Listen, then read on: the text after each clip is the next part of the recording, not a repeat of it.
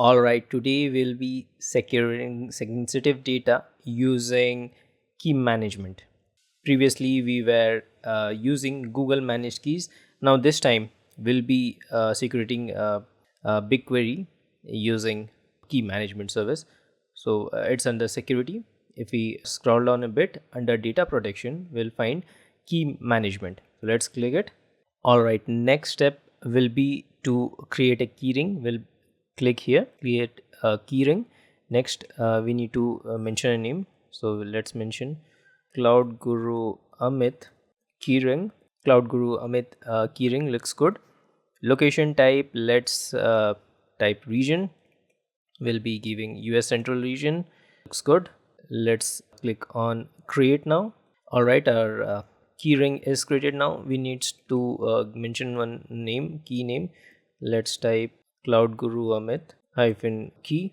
Let's click on continue. It looks good. We have generated keys and imported keys as well. We'll be using generated keys for simplicity. There are like algorithms we can choose as per our requirement. So we'll select the symmetric encrypt or decrypt, the basic one. Let's click on continue. Next is the mention of key rotation period. How many days you want to rotate these keys. There's tons of values. Never is not recommended, because if you're working as a security engineer or want to maintain security, so always do automatic kind of rotation. Manual rotation, very less projects in real world do it. So let's keep that. Looks good for us. It will also mention the key rotation start date. Additionally, we can also select some custom dates as per our wish as well. So let's click on continue. Next, we have like scheduled additional details and the duration of destruction date. So it can be anything. Default value is 30 days. Since it's a tutorial, like 1 day is sufficient for us. And let's click on create. All right, our key is now created. So let's duplicate this tab and we'll be opening BigQuery. Let's use the search bar, and here we have BigQuery. Let's select it, BigQuery. We'll be importing one table and using this feature, that is our customer managed keys. So let's first create one table. We'll create table. These are familiar steps you might be aware of. Let's give it Cloud Guru Amit kind of underscore dataset. Maybe this looks good. Region okay, this name already exists. Dataset underscore security, maybe looks good. Let's select region, US Central one. That's our region, right? Looks good. Let's create the dataset now. All right, our dataset is ready. Now let's go ahead with creating one table. Just like usual, we will upload file from our local computer. So we'll click on upload. Let's browse the file from our local computer. All right, we have one sample file called company. Let's double click it. It's automatically infers the file format, which is good. Let's give it a table name. Let's name is security Cloud Guru Amit. Looks good.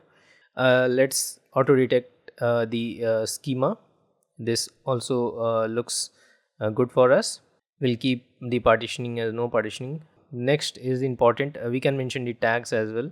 It's helpful in billing, but for this tutorial we are more concerned about the advanced option, because that's what we have done so much homework, especially because of this. If you look, encryption, we have cloud KMS key, that is keys owned by customer. Since this key ring we have created is owned by us, that is we as a customer, now we can encrypt using these.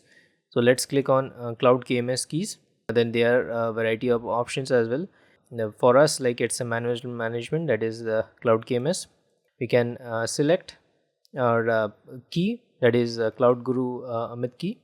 So we have selected the customer managed keys Cloud Guru Amit key, which was created by us here, right?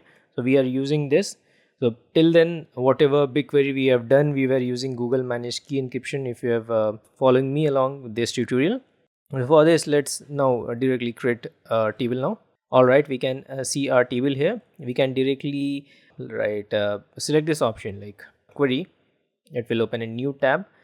Let's type one select star and click on run. So yep, our dummy table is ready, and we have secured our BigQuery using customer managed keys. It has some sensitive data for us.